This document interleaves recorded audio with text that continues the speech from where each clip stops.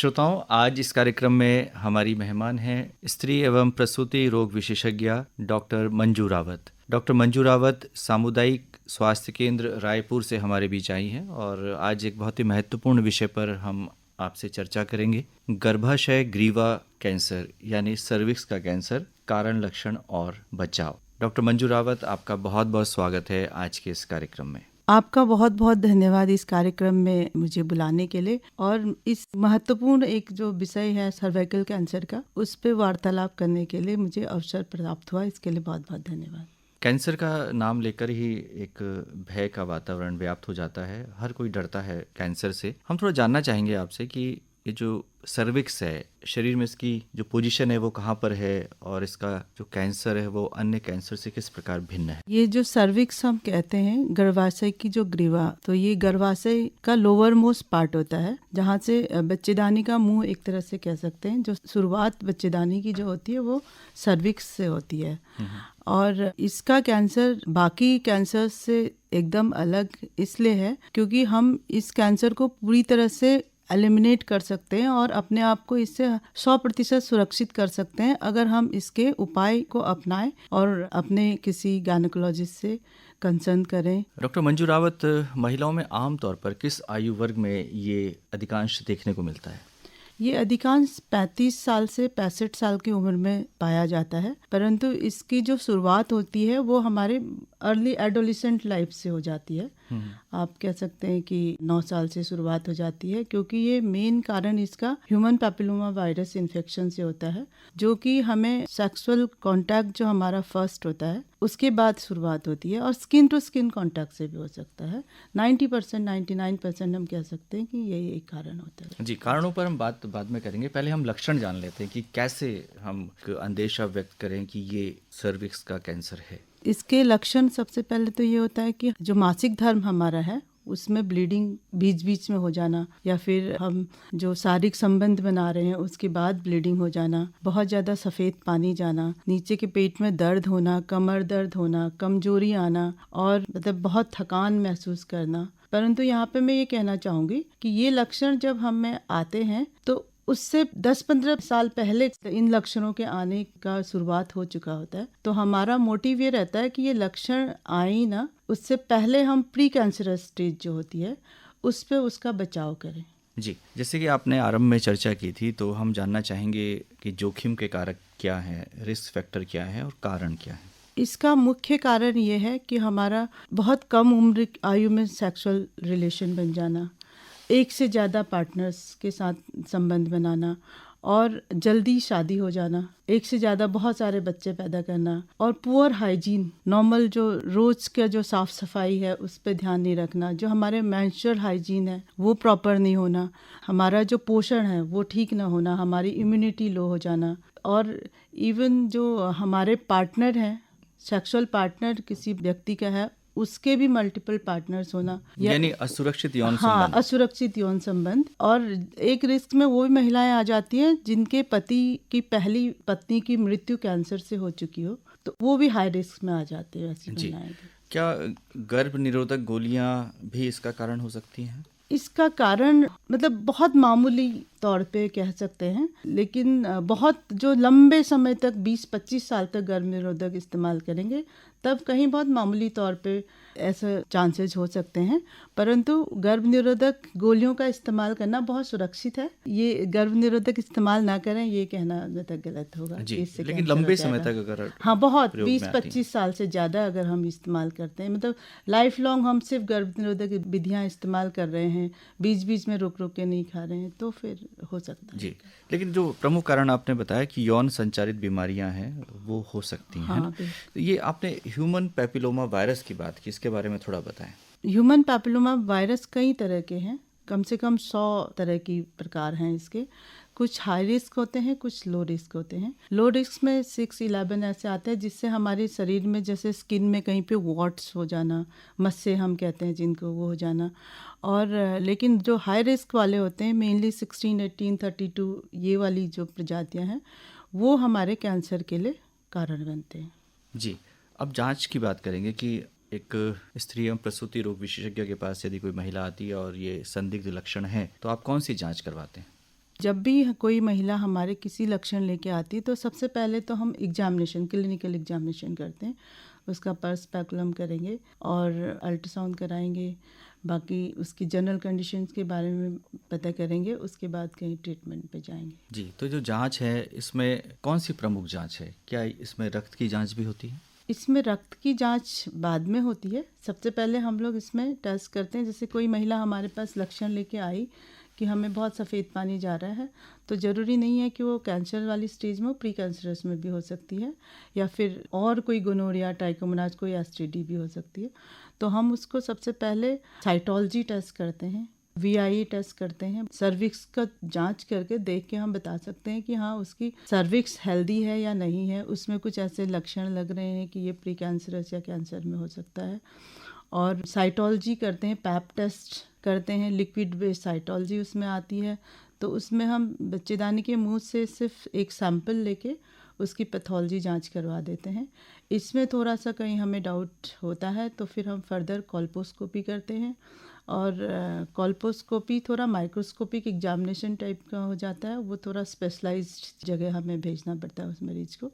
और बाकी हम जो पैप स्मीयर है, लिक्विड बेस्ड साइटोलॉजी है, और VIA जो हम करते हैं विजुअल इंस्ट्रक्शन से, वो आमतौर पे कहीं भी कोई भी गायनेकोलॉजिस्ट कर सकते हैं। यहाँ तक कि जो VIA टेस्ट है वो अब हमारा मोटिव है कि पैरामेडिकल स्टाफ को भी हम ट्रेन करें ताकि हम उसको जल्दी से जल्दी पकड़ पाएँ प्री कैंसर स्टेज में ही, और उसका वहीं के वहीं ट्रीटमेंट हो जाए, उसको हम कैंसर तक आने ही ना दें। स्क्रीनिंग जब भी हम करते हैं तो कोई महिला जब हमारे पास आती है या फिर कोई भी महिला किसी भी गायनेकोलॉजिस्ट के पास जाती है तो हमें सिर्फ उसका सर्विक्स, आसान सा एग्जामिनेशन होता है, सिर्फ उसकी सर्विक्स को हम देख के ये पता कर लेते हैं कि उसमें कुछ ऐसे चेंजेज आ रहे हैं जिससे कि वो कैंसर की तरफ जा सकती है वो महिला। अगर ऐसे चेंजेज आ रहे होते हैं तो हम उसी समय जो है उसको क्रायोथेरेपी या फिर थर्मो अब्लेजन से उस घाव को, एक तरह से घाव कह सकते हैं, उस घाव की हीलिंग करा देते हैं। क्रायो फ्रीज हो जाती है वो चीज़ें, वो महिला फिर कैंसर से सुरक्षित हो जाती है।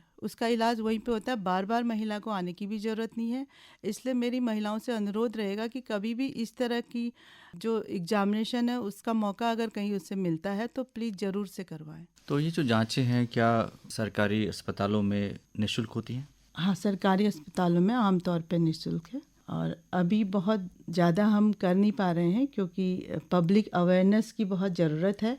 एक महिला जो है सिर्फ गोली खाना पसंद करती है, उसका हम एग्जामिनेशन अगर कोई गायनेकोलॉजिस्ट करना चाहें पल्स स्पेकुलम और PV तो उससे थोड़ा सा संकोच करती है, तो हमें उन्हें बार बार बताना पड़ता है। इसलिए थोड़ा सा अभी उतना हम कर नहीं पा रहे हैं जितना कि हमें करना चाहिए। डॉक्टर मंजू रावत, अब इलाज की बात करते हैं कि एक बार ये स्थापित हो गया कि किसी महिला के ग्रीवा में कैंसर है तो फिर किस तरह का इलाज है? किसी महिला के ग्रीवा में कैंसर है तो सबसे पहले हम उसके स्टेजिंग पे जाते हैं, first, second, third, fourth stage में तो पूरा मेटास्टेसिस हो चुकी होती है, तो हम सर्जरी, रेडियोथेरेपी या फिर सिर्फ सर्जरी से, अर्ली स्टेज में सर्जरी से कर सकते हैं। सर्जरी, रेडियोथेरेपी या कीमोथेरेपी होती है। परंतु हमारा जो मेन मोटिव है WHO, वर्ल्ड हेल्थ ऑर्गेनाइजेशन का ये कहना है कि बाय 2030 हम जो है एलिमिनेट कर सकते हैं इसको दुनिया से। और सबसे दुर्भाग्य की बात यह है कि जो सर्वाइकल कैंसर है वो हमारे देश भारत में सबसे ज़्यादा है। जितने भी दुनिया में सर्वाइकल कैंसर के मरीज हैं उसमें से 2/3 कंट्रीब्यूशन हमारे देश का है। 5 महिलाओं में से 1 महिला जो है भारत की इस रोग से ग्रसित है, और इसमें क्योंकि हम लेट स्टेज में आ रहे हैं तो मॉर्टेलिटी भी ब्रेस्ट कैंसर से ज़्यादा है, और भारत में सबसे नंबर 1 में ब्रेस्ट कैंसर है और सर्वाइकल कैंसर नंबर 2 में महिलाओं के लिए हो गया है। जी, ये तो चिंता की बात है। हाँ, ये बहुत चिंता की बात है। तो यदि अब बचाव की बात करें तो हाँ, क्या इसका टीकाकरण उपलब्ध है? हाँ बिल्कुल, ये सर्वाइकल कैंसर एकमात्र ऐसा कैंसर है जिसको कि हम पूरी तरह से रोक सकते हैं, और इसका वैक्सीन भी आ चुकी है। हम कहते हैं 90% हम वैक्सीन से कर सकते हैं इसको बचाव, और 70% हम स्क्रीनिंग से कर सकते हैं, और 90% फिर ट्रीटमेंट से कर सकते हैं। और प्री कैंसर स्टेज में कैंसर तक हम पहुँचे ही ना अगर हम वैक्सीन वगैरह लगाएं तो वैक्सीनेशन आजकल अवेलेबल है। थोड़ा सा इसकी कॉस्ट थोड़ा सा ज़्यादा है अभी, तो 9 से 14 साल के लड़कियों में जो है 2 डोज में दी जाती है। गार्डिसेला और सर्विडेक्स करके आती है, 2 कंपनियां बना रही हैं। तो अभी सीरम लेबोरेटरीज एक और कंपनी है वो भी बना रही है। इसमें जो है 2 डोजेस देते हैं, 0 डोज फर्स्ट और फिर 6 मंथ्स में। और हम 15 साल से पहले ना लगा पाए तो 15 से 45 साल की उम्र की महिलाओं को लगा सकते हैं। और ये फिर 3 डोज देनी पड़ती है, 0, 1 और 6 डोजेस में देनी पड़ती है। और इसमें थोड़ी सी एक खुशी की बात यह है कि अब हमारे भारत में बनने वाली है ये वैक्सीन, तो निकट भविष्य में हो सकता है बहुत कॉस्ट इफेक्टिव हो जाए और हम जो है पब्लिक को और सारी जो हमारी बच्चियां हैं उनको जो है वैक्सीनेट कर पाएँ और उनको सुरक्षित कर पाएँ। और हमारे फॉक्सी जो federation of obstetric and gynaecological society है, उनका ये कहना रहता है कि हमारी जो बेटियां हैं उनको हम 9 साल से हम शुरू कर दें कि उनके बर्थडे में जो गिफ्ट करना है तो हम उनको वैक्सीनेशन के तौर पे गिफ्ट करें ताकि हमारी बच्चियां जो है सुरक्षित हो पाएं। बहुत अच्छी बात आपने कही है और ये संदेश पूरे देश में जाना चाहिए और ख़ास तौर से मीडिया के माध्यम से जितना ज़्यादा इसको प्रचारित किया जा सके, क्योंकि आपने कहा कि इसकी प्रिवलेंस भारत में बहुत ज़्यादा है, 2/3 आप बता रही हैं, तो चिंता की बात है। और अभिभावकों को और ख़ास तौर से विद्यालयों में इस तरह के प्रयास होने चाहिए। तो क्या जो फॉक्सी आपकी संस्था है इस तरह का कोई प्रचार प्रसार का कार्यक्रम चलाती है? हाँ, ये हमारे फॉक्सी जो है बीच बीच में कैंप्स लगाते रहते हैं और एनजीओ के संपर्क में है और इवन जो मेडिकल फार्मा कंपनी है वो भी इसमें उनका भी सहयोग रहता है। तो जगह जगह पर कैंप्स लगा रहे हैं पब्लिक अवेयरनेस के, जो है सोशल मीडिया में भी हम पब्लिक फोरम में, जैसे हम लोग का कॉन्टिन्यूस एकेडमिक सेशंस जो रहते हैं उसमें हम ऑनलाइन पब्लिक को भी कनेक्ट कर रहे हैं। जैसे हमारा कोई प्रोग्राम चला फॉक्सी, सारे गायनेकोलॉजिस्ट मिलकर आपस में वार्तालाप कर रहे हैं सर्विक्स के, सर्वाइकल कैंसर के बारे में, तो हम उनमें उस वेबिनार में जो है महिलाओं को भी आमंत्रित करते हैं तो उनको थोड़ा सा अवेयरनेस हो जाए और वो इस बात को समझे कि कितनी अच्छी बात है कि एक ऐसा कैंसर है जिससे हमें डरने की जरूरत नहीं है। कैंसर क्या होता है कि जो हमारी नॉर्मल सेल्स हैं बॉडी में, वो सेल्स थोड़े से उनके शेप में या फिर उसमें डिवीजन में थोड़ा सा चेंज हो जाता है तो कैंसर में चेंज हो जाता है। और इसका मेन कारण ह्यूमन पैपिलोमा वायरस है जिसकी की वैक्सीन हमारे पास है और हम वैक्सीनेशन और स्क्रीनिंग टाइम पे कर पाए तो पूरी तरह से हम इससे बच सकते हैं। और दुर्भाग्य की बात यह है कि प्रतिदिन लगभग 200 महिलाओं की मृत्यु सर्वाइकल कैंसर से हो रही है और कम से कम 5 महिलाएं अगर मर रही हैं तो उसमें से एक भारतीय महिला होती है। तो हमारे भारतवर्ष में हमें इस पे काम करने की बहुत आवश्यकता है। ये बिना पब्लिक अवेयरनेस के शायद उतना पॉसिबल नहीं हो पाएगा, इसलिए हम लोग की कोशिश रहती है कि जगह जगह कैंप्स लगाएं।